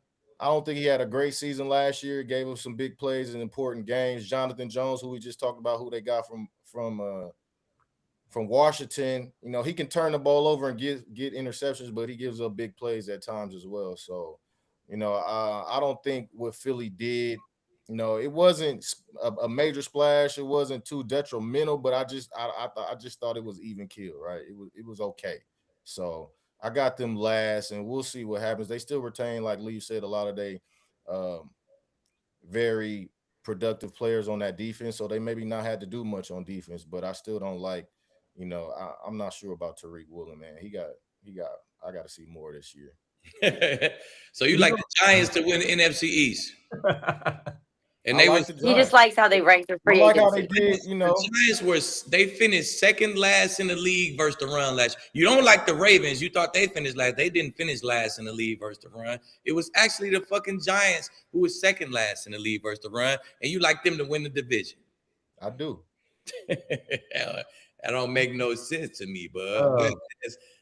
I do. You bring a champion. You bring championship quality coach in the building. You know what that does for a building.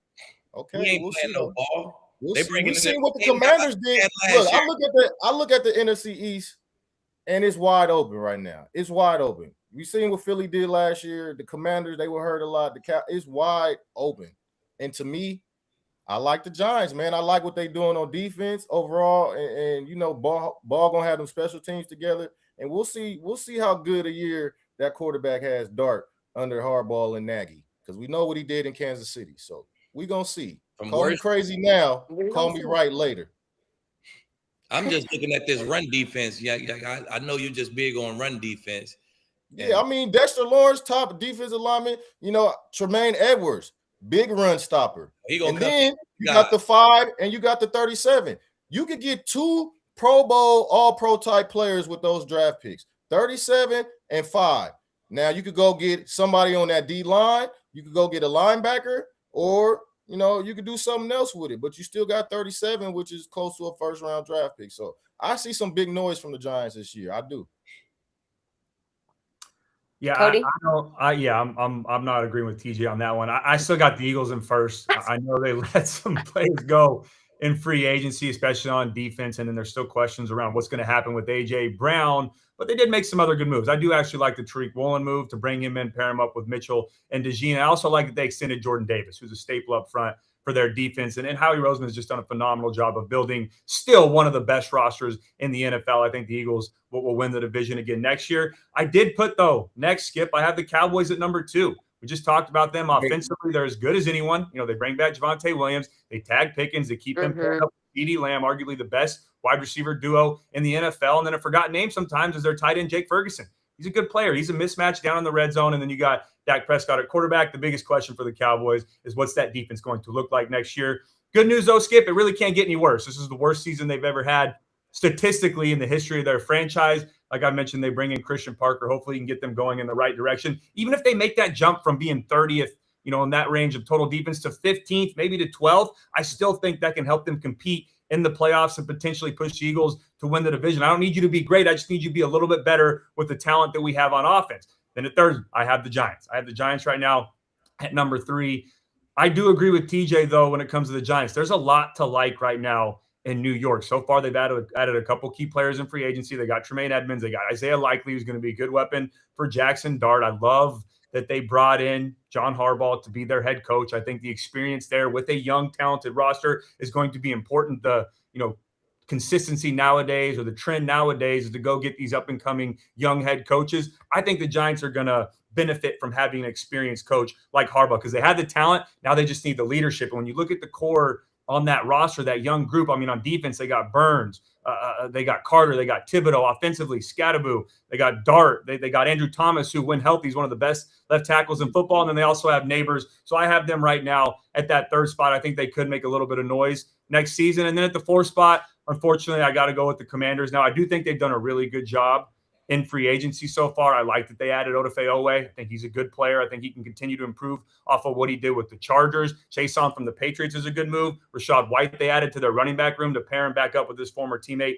Jaden Daniels. So they have made some good moves. But the reason I have them at number 4 is because of some of the questions I have from last season, right? The Commanders were dead last in total defense. They were 27th in scoring defense. Offensively, they weren't much better. Jaden Daniels had multiple injuries throughout the year, including a significant elbow injury. He's got to be able to stay healthy. Dan Quinn just fired both of their coordinators on offense and defense, or decided to mutually split ways with Cliff Kingsbury. But now you're bringing in 2 new coordinators. You had one of the oldest rosters in football last year. You're not quite rebuilding, but you're adding a lot of young talent. Just a lot of question marks surrounding the Commanders right now. I'm not completely out on them, but I do think where it sits, they're 4th right now. So that would be my list. Okay, wait a second. I want to get this straight. Yep. Everybody is downgrading Washington when they have a quarterback that I think I saw have the greatest rookie year in quarterback history. And he did get hurt twice last year. And I don't think the elbow was that big a deal. The knee was a slightly bigger deal, but he didn't need surgery on the knee. And if he bounces back next year, they will have the most talented quarterback in the division. And yet Aqib continues to just ignore Washington because I think he thinks that Jaden Daniels is a bust. I think he thinks he's going to turn into just a waste, right? And that's how you dismiss him. Availability is your best ability. Okay, so you say he will continually be hurt. I'm not saying none of that. I'm just saying your availability is your best ability. I don't care what you did your rookie year. Last year you was on the shelf. I don't like it, man. I do care if a rookie quarterback lifts a franchise all the way to the NFC Championship game, right, which my Cowboys have not sniffed in 30 years. Right. I honor that. While he was lifting them to all the way to that NFC chip, he had 900 yards rushing and 6 touchdowns too. And we see the brunt of that. We see what happens. A lot of the time, 900 yards rushing and 6 touchdowns rushing. We see what happens with you. That's a major part of his game. If he continues to run like that, we're going to continue to see the same shit. Okay. But I think he got a better receiving core now. But a lot of times, you know how it is. You come in that whole long-ass rookie season, you do a lot, you beat up, your body going through a lot of stress, the combine. A lot of guys get hurt in their second year. Shit, I broke my foot in my second year. Missed half the season. But I wasn't hurt again the rest of my career. So you're right. Availability is the best ability. And I think he'll be available, for a long time, for this season, at least for the whole I hope he do. Season. I hope he do. Yeah. And I hope that new coordinator they bring in wheel it back a little bit on that rushing for him. You know what I'm saying? Just wheel it back. Yeah, I agree for sure. But he that rushing back. Whole new offense, Skip. You got a whole new defense. Like, there's just a lot going on in Washington right now. So Aqib, if Jaden Daniels manages to stay upright and healthy for 20 straight games, as he did when he was a rookie, how good will they be next year? They'll win 9 games. And miss the playoff. Because their defense still was last in the league. They was 3rd last in rushing. They was 3rd last in points. That defense is still out of there. They brought in Uwe and the guy from New England. They brought in 2 edge guys who cool. They did.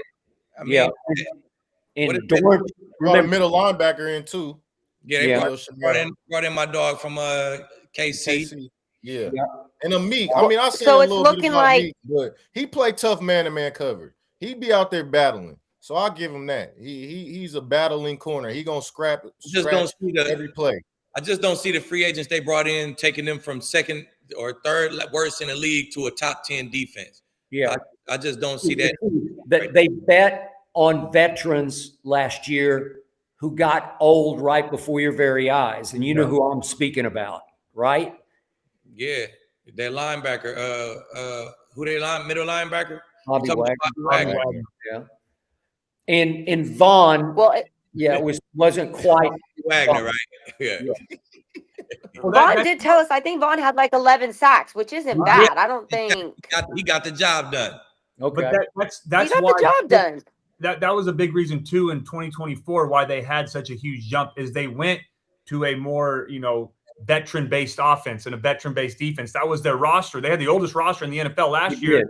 And it worked really well for a year because they had that experience. But now when it doesn't work and you have injuries and the roster starts to fall apart, I don't want to say it's a rebuild, but you got to restructure that roster and go get some younger players. They're doing that in free agency. There's just still a lot of question mark on what they're going to look like. Ain't no rebuild no more. You ain't got time to rebuild. You just got to restructure now. So it looks like the depth you chart, got 2 years. The NFC East is completely open, is what it sounds like, because the boys are all picking a different guy. I cannot believe the Giants, TJ. That was a crazy take. I think you might be losing our boss, Rob, for that one. He's a Giants fan, but I could see them improving, but winning the NFC East. And the Ravens finished 10th in the run last year. The Giants better stop the run. Ravens did not finish 10th in the run last year. All right, let's pull back now. Let's look at everything. Okay, obviously we're about 5-6 days into free agency. So I want to know so far who has won free agency. TJ, I'm gonna start with you. Who do you have won? Oh man, one. It's a lot of teams. The Chiefs did their thing, but they lost both their corners.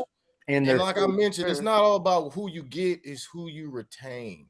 So the same reason that I have the Giants winning the AFC East, I'm going to say one free agency, a quiet acceleration. You're on the Giants right now. Roster. I'm really liking the Giants, man. I looked up and seen who they got, who they retained, who they got at safety now and corner and D-line and the linebackers that got the draft picks available.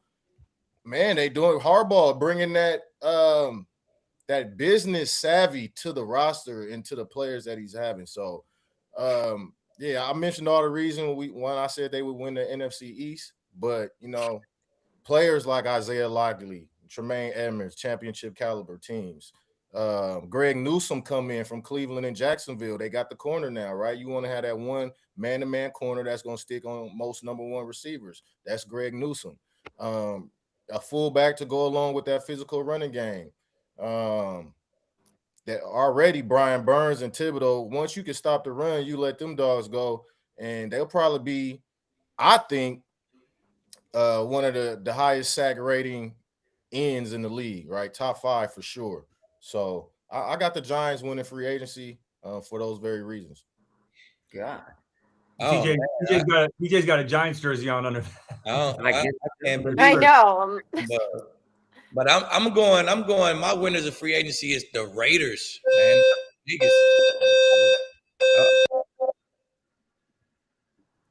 Somebody's fire alarm going on. I'm going to Raiders. I'm going to Raiders, man. Ring the alarm. Ring that alarm for them Raiders, man.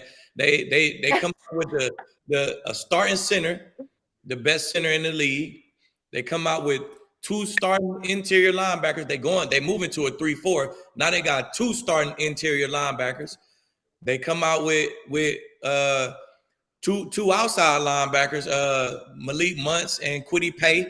They're going back a lot to see who's opposite of Crosby. He's probably going to be. I don't know if they're going to play Crosby at that end, that Derek Wolfe, that end position, or they're going to play him outside. I would play him outside and just rush him every time like D-Ware. So you let Muntz and Kwity Paye, they battle it out. One of them be a backup, and that's 3 great edge rushers you got. You know what I'm saying? Both of them guys put together two solid years. You trade for Teron Johnson. Now you got you a solid nickel. He can start outside. When you go nickel, he can go inside. You retain. It's about the guys you retain, right, bud? They retain Maxx Crosby, first of all. You know what I'm saying? That's your face of your franchise, top defensive player in the league. And they also retain Eric Stokes, man. That's a legit starting corner in the league, man. So I'm gonna say, and they still got money to spend. And it's some veteran O-linemen out there who they still can pick up and plug in that left guard. There's still some tackles out there who they can pick up and plug in that right tackle. So I still don't think that the Raiders are done yet. And thus far, nobody signed as many starters as them guys. Yeah, I like the Raiders too, but the team, I had them probably number 2 for winners. But I'm going with the Los Angeles Rams. The whole point. I had them at I had them at number 2. Yeah, the whole point of free agency is to address the needs that you have on your roster, and the Rams did exactly that. Last year, the Rams had the best offense in the NFL. They were first in both total offense and scoring offense. They bring back a lot of their key players on that side of the ball, including MVP Matthew Stafford, but it was their defense that let them down a couple times in big-time games, especially in their secondary. I mean, they give up 350 yards, 3 touchdowns, and 31 points to Sam Darnold and the Seahawks in the NFC Championship game. The Rams secondary ranked 19th in passing defense. They lack consistency at the cornerback position. Well, Les Snead made it a point of emphasis this offseason to address that exact position. They went and traded for Trent McDuffie, who's a first-team All-Pro cornerback. And then after that, they went and signed his former teammate Jalen Watson to a 3-year, $51 million deal to get that position figured out. I also love, too, I know we're talking corner, but secondary overall, Cam Curl, a guy that I really like, they signed him to a 3-year extension. So when you have a team that is already one of the best rosters in the NFL, like Les Snead has built in Los Angeles, sometimes you don't need to make a ton of moves. You just need to address the positional needs that you have. And for the Rams, that was that cornerback position. Now they can revamp. They keep a lot of their starters on both sides of the ball elsewhere, and they can go make another run for the Super Bowl in 2026. I really like what they did in free agency. And then Kobe, you left out shit. They brought back Tyler Higbee. I feel like that's a huge their offense, man. They stay in 12 personnel. Now they're gonna have Parkinson and Higbee. Higbee been in that offense since I was there. You know what I'm saying? Terrence Ferguson. Ferguson's starting to develop a little bit too. Yeah. Exactly. A physical guy. He blocked great. You know what I'm saying? And Parkinson's coming along as a great receiving tight end. Now you got 2 good receiving tight ends to go with Puka and Devontae. So that was a key addition to retain, like my dog Bub said, to retain him as well. And to that point, Aqib, not only do they run 12, they run 13 personnel, exactly. 3 tight ends. So they need their tight ends, and they're so efficient both in the run game and the pass game with that. So, yeah, I got the Rams.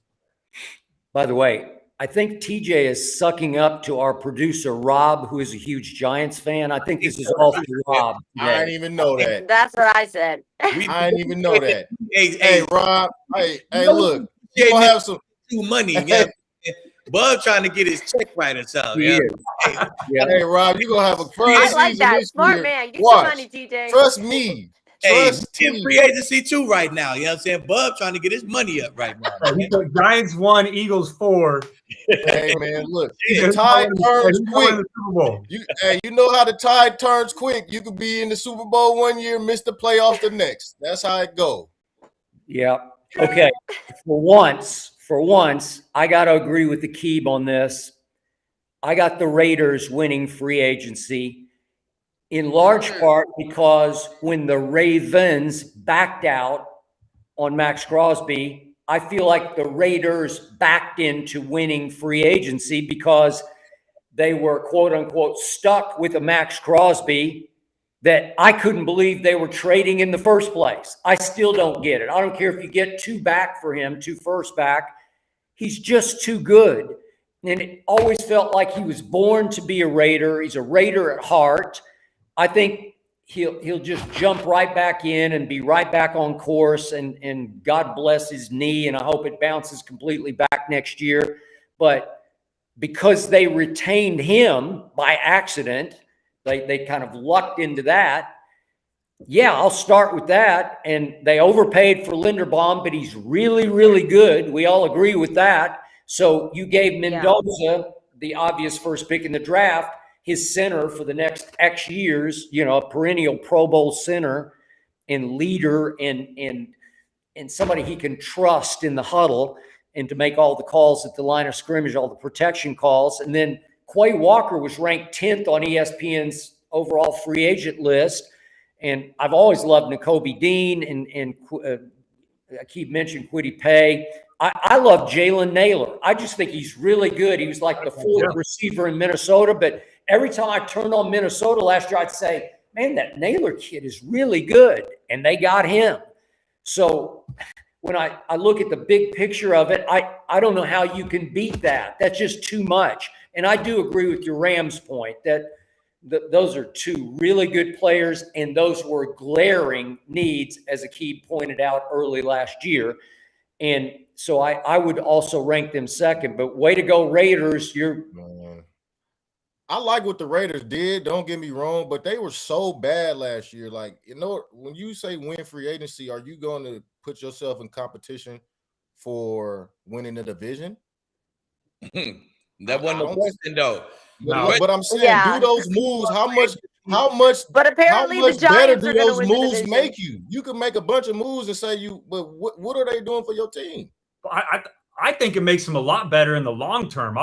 Every guy they sign, most of them, They still gonna take last in the AFC West. But we're not talking about this year for them, TJ. Like they have a long-term plan in place right now. Every guy that they signed outside, I think the kicker was 27 years old or younger. They're talking about the future of their organization. They just brought in Kubiak. They're going to go draft a young player and Fernando Mendoza with the #1 overall pick. They're worried about the future. There's a reality that, yes, they may be bad the next couple of years and may continue to struggle, but I think the players that they're adding right now aren't a win right now situation. It's longevity, and they're trying to plan for the future. So I think that makes a really good move. I mean, if they backdoor this and they have another free agency like this, like you said, the ties turn quick, bro. Yeah. The ties turn quick. They building a great team, just like Seattle did, bro, out of nowhere.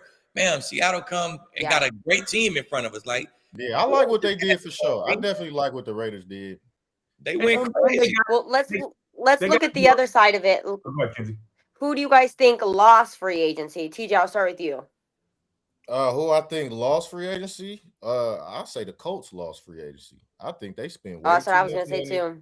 On that quarterback and that receiver. And it's the old saying in basketball, you reach, I teach. And I think they reached for 2 players, and the NFL is going to teach them a lesson about doing that. So, coming off an Achilles, you just gave your quarterback $88 million. You gave your one receiver who really hasn't, he's a downfield threat, but let's be honest, has he proven to be a #1 guy? Do you think he can be a #1 guy, the guy that, garners all the balls and all the attention? I don't think so personally, but time will tell. But yeah, I got the Colts, man. I think they overspent and they reached on some guys that they had in house that it's gonna bite them in the ass when you look back at it. I'm gonna say the Jets lost, man. They came with big money. They top 5, top 3 in the room, and then they go sign a bunch of mid-tier linemen, Okafor, Parham, Max Mitchell. They signed a Geno Smith, a 37-year-old Demario Davis. Like, I just expected the Jets to do what the Raiders did and just splash after splash. It's the big city. Guys that go to New York because they love the market. It's the spotlight. Like, it shouldn't be hard to get players to go to New York. And they signed a bunch of 1-year deals, man. And they did bring in Nashawn Wright and Joseph Asai. I like those 2 pickups, but I thought it'd be more. Man, they had the cap space to sign a bunch of guys. They traded for Minka. They traded for Devontae Sweat. But I don't know. I just expected the Jets to be a major player in free agency, and they not. So maybe they tanking for Arch. Maybe they're in the Arch Manning. They're in the Arch Manning, sweepstakes, and they didn't want to do much. They want to sign a bunch of 1-year guys so they could be right back up here with all this cap room. To build a team for Arch, man. But I think the Jets definitely lost. They'll finish last in the AFC East again. Mm-hmm. Yeah, it hurts me to say this because it's one of my former teams, but I'm going with the Jaguars, and it's not because they made bad decisions so far in free agency. The reason I'm saying they lost is because of the guys that they did lose this week in free agency. When you see a turnaround like the Jaguars had last year under Liam Cohen, which was great to see, and I think there's a really bright future in Jacksonville, but when you have a turnaround like that, it's so important to retain key guys on both sides of the ball that help you get to that position, and they ended up losing 2 on both sides of it. I really wish they didn't have to lose, but the first player is Travis Etienne. He's been a big part of their offense these last 4 years, had 3 1,000-yard seasons in his first 4 years in the NFL. He had over 1,000 yards rushing last year, had multiple touchdowns. He also had another 300 yards receiving and 6 more touchdowns through the air. He was instrumental in helping Trevor Lawrence get back to being playing some high-level football last year in the league. Now, they did make some moves outside of that. They drafted, Basil Tootin last year, so I think he can help replace that. And they also went and got Chris Rodriguez, who they signed from the Commanders, who had a solid year last year. So they did address the position. It's just going to be tough to replace the production that you had from Travis Etienne. And then the other spot on the defensive side of the ball that was unfortunate to see them lose was their linebacker, Devin Lloyd. He last year was a Pro Bowler. He was second team All-Pro. That defense took a huge step forward. They had the #1 run defense in the NFL. Lloyd played a big factor in that. He was a leader on that side of the ball, 81 tackles. He had 5 interceptions, including a pick 6 against the Chiefs that helped him win that football game. And he was the voice of that defense. So it's tough to lose guys like that. But the reality is, this is the NFL, and James Gladstone and the Jaguars fell victim to the salary cap and the market. They couldn't afford to keep those 2 guys, both first-round picks in Jacksonville, and unfortunately, sometimes that's the way it goes. So, yeah, I'm not saying they lost because Gladstone's making bad decisions. There's still a lot of time to go, but I'm saying lost because they lost 2 key players from their team last season. And they ain't bring nobody in. They didn't brought in Chris Rodriguez Jr. You know what I'm saying? So they definitely was number 2 on my list right here. Yeah. So #1 on my loser list by far is a team that 2 of our guys played for, and that Aqib is actually wearing. I knew it. I'm saying, whatever happened to the Denver Broncos? They did nothing. So let me get this straight. Last year's Broncos won 11 one-score games. That tied for the most in NFL history. 11 one-score games, and you did nothing in free agency except tread water. You brought back Dobbins, and you brought back Singleton, and you brought back Stranad. That's it? That you went and got nobody? So what do we need, Skip? What should we Bo Nix is full. Bo Nix has his 3rd ankle surgery, so he could be damaged goods going into next year. Quarterback, that's what you're saying? Well, I don't know. He's not going to be able to move the way he used to move. We should have brought in Geno or maybe Kurt, right? I don't know. Maybe you could have gone out and gotten one player in free agency. You got nobody. You got 0. You busted worse than Jerry Jones busted. I don't know. It's like, what? He was in the AFC chip, though. Jerry was. Exactly. We brought back the guys who had us in the AFC chip. I mean, I don't see what's wrong with that. Yeah, and then I'm pretty sure somebody upstairs just said, Sean Payton, you can't call plays anymore. And all of a sudden, we're going to Davis Webb here, who's never called a play before. I don't know. And you're going to run all that back? I think you might be running it right over the cliff. Yeah, you don't change. What you don't need to change nothing. Why change it? I mean, because you barely. You weren't the Broncos. You were the Denver Bareleys last year. You barely won. 11. I would say, you can't barely get to the AFC Championship. I think you barely got there Bowl without your starting quarterback. That says you got a pretty good team. If you can almost get to the Super Bowl without your starting quarterback, it's not many pieces I would change. Would you? Man, I would. You in this league, it's dog eat dog. You need half our receivers. Don't forget, half our receivers was down. Troy Franklin was out. That was our number 2 guy. One of the guys Bo was most comfortable with. So, you may say we need some help at receiver and a playmaking receiver. Maybe, maybe not. Maybe we just need to stay healthy. Yep. Well, what's Aqib say? The greatest ability is availability. Bo Nix. Bo Nix wasn't available for the AFC Championship game. That's all I know. He had his 3rd ankle surgery in his career. That's a start. He got us there. You know what I'm saying? I'll take that. And I also take all the guys who helped get us to the AFC Championship. Bring them guys back. Dobbins, Singleton, Singletary, big plays. Stranad, big play linebacker. We're gonna get Jackson back. That's safety. And we still moving money around and restructuring guys. So we still might have some on deck. We still might be cooking up a nice little trade for that explosion player. Don't let J.K. Dobbins stay healthy all year. Him and R.J. Harvey gonna be trouble. Still a couple tight ends out there. Skip couple wide outs who we could sign or trade for. So the offseason is not over yet for the Broncos. Just remember, I told you that, Skip. We're gonna have a great draft. Yeah, you better. So you're bargaining. I think Skip lays awake at night. What's that, Kinsey? Say again. I think you lay awake at night thinking of ways that you can piss off Aqib. I think that keeps you up. You know what, Kinsey? They bite every single time. It pissed me off, though. It can't piss me off.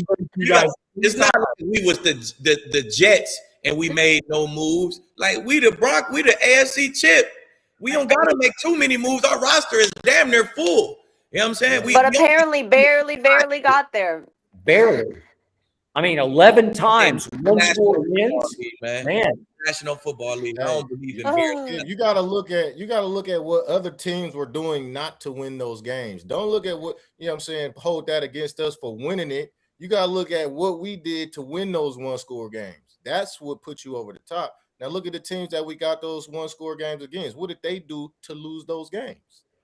Okay, but Seattle outscored its opponents by 100 more points than you outscored your opponents. That's just wrong. You're living on borrowed time, man. Hey, I would like to say, I think AFC top to bottom. I think AFC top to bottom is a little bit more competitive than the NFC top to bottom. That's just me, though. I would disagree. You see the Seahawks, Rams, Niners. That was Eagles? one division. What about the rest of the NFC? Because we knew the NFC West was the best division. Yeah. Skip, if Bo Nix doesn't get hurt, do you think they go to the Super Bowl? I think they would have had a real shot. You think they win the Super Bowl? Hell yeah. Yeah, I think they would have gone. I don't think they won, but I think they would have gone. Oh, we would have been on Sam Darnold's ass. Yeah. All right, guys. Also, real quick. Well, let's move on. I think I called Travis Etienne Travis Achan. So I'm Achan. Yeah. No, it's by fault, it's Travis Achan. Let me clarify that. All right, let's move on then. Let's talk about the NFC. Let's talk about my favorite team in the NFC. You say the NFC is not as difficult. I would disagree. Nobody's really talked about the Niners and the moves that they've made, but apparently to Mike Evans, he has been the only missing piece to get them to that Super Bowl win. So I want to bring up what Mike Evans had to say, and I kind of agree. I'm excited for my Niners. They always compete, even with the injuries last year. I think they went 13-4. I mean, I feel like they were one piece away, and I think that I'm that piece. And I look forward to coming here and improving that. Niners Super Bowl. Aqib, is Mike Evans the missing piece for the 49ers? I think he can be. I think definitely for that offense, man. This is a team who's been searching for this number one receiver for years. Like they really haven't had a true number one receiver, man. They thought they got it fixed with Brandon Ayuk. You see how that played out. This guy was a no call show. Debo is a number one guy, but he's more like a get the ball in his hand, a screen, reverse, catch and run type of guy. He's not really a downfield threat in the league, man. So you give Shanahan a legit number one receiver, a one-on-one matchup winner, a 50-50 ball catcher, and I think he definitely could take this offense to the next level, man. He's going to see a bunch of single high because you can't really play too high against San Fran, or they're going to run the ball down your throat. You know what I'm saying? So he's going to see a bunch of single high. If you start going too crazy, they're going to play too high, and then he's going to run the ball down your throat. So I think this is a great pickup for San Fran, but the kryptonite for San Fran has not been we don't have a number one receiver. Like you said, they've been competing year in, year out without a number one receiver. It's the injuries. They can't stay healthy. It's the plant that they living by. You know what I'm saying? Electric field. Electric magnetic I refuse to believe it. I refuse to believe it. It's been bad luck. It's bad luck. Whatever it is, it's the injuries that's the Niners kryptonite. If you take any one of these Niners team in the last 6-7 years and let them stay all the way healthy, they probably have a Super Bowl by now. You know what I'm saying? They just can't stay healthy. And that's been their Achilles heel. So as much as I do like Mike Evans being there to crank up that offense, they got to stay healthy if they want to compete.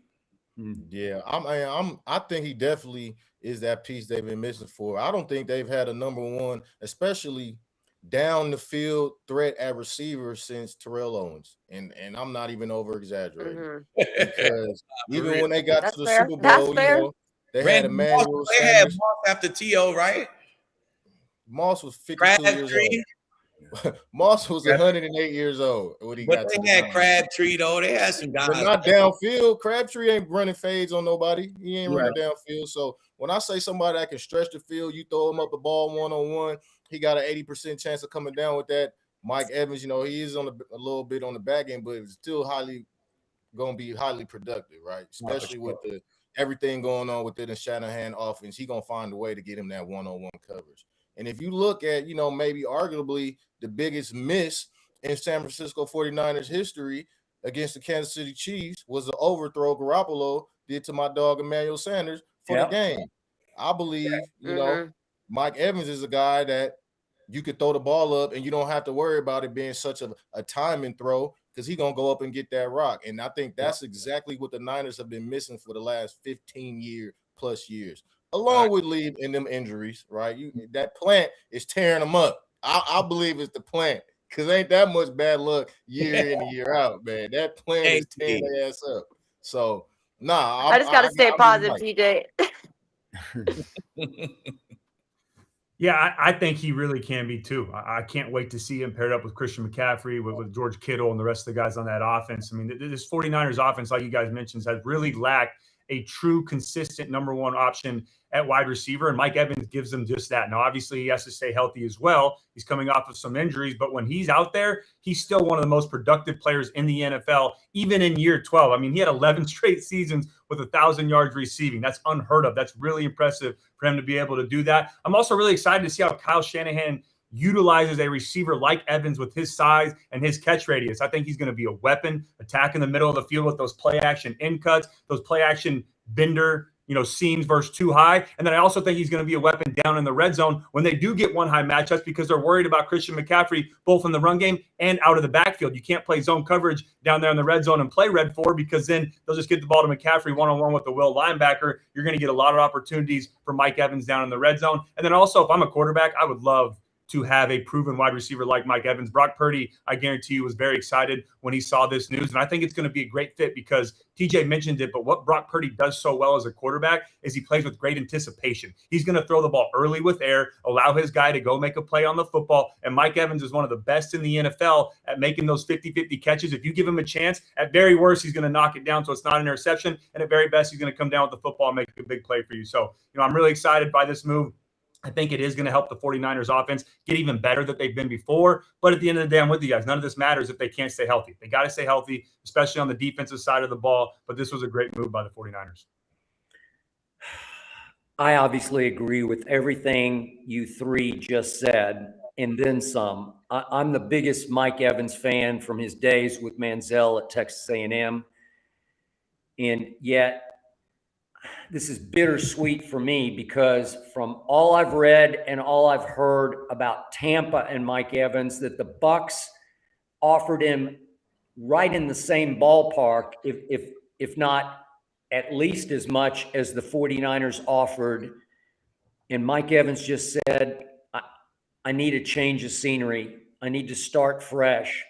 As he said yesterday, I needed a second wind. And I think it left a bad taste in his mouth that even though he missed 9 games last year with the broken collarbone, when he did come back, as you recall, the Bucs finished over the last 9, 2-7. And I love me some Baker Mayfield, but I think Mike Evans made a statement. I went as far as I could go with Baker.